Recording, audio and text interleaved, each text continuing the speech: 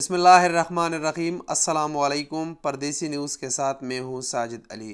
पूरी दुनिया इस वक्त माहौलियात की तब्दीली और माहौल को तहफ़्फ़ुज़ फ़राहम करने पर काफ़ी ज़्यादा ज़ोर दे रही है और इसके लिए पाकिस्तान में भी कई मंसूबे शुरू है। जो बिलियन ट्री सुनामी मंसूबा था वो उसके बारे में आप जानते होंगे, इमरान खान ने इसी वजह से शुरू किया था।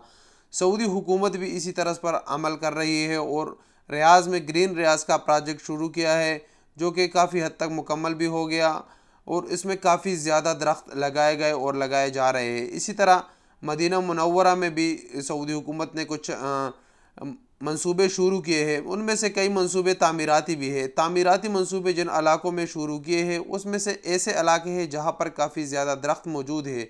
अब सऊदी हुकूमत माहौल को तहफ़्फ़ुज़ फ़राहम करने के लिए उन दरख्तों को काटती नहीं है। हालांकि बहुत आसान तरीका है कि दरख्तों को काटा जाए और वहाँ पर जो भी मंसूबा है वो मुकम्मल किया जाए। अब सऊदी हुकूमत उन दरख्तों को एक जगह से मुंतकिल कर दूसरी जगहों में लगा रही है ताकि माहौल को तहफ़्फ़ुज़ फ़राहम किया जाए।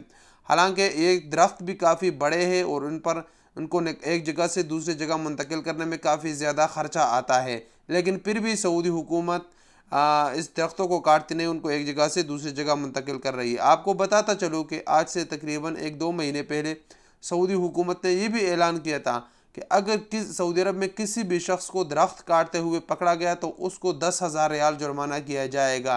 यानी अब इतनी सख्ती और सऊदी हुकूमत इस पर इतना ज़्यादा ज़ोर दे रही है।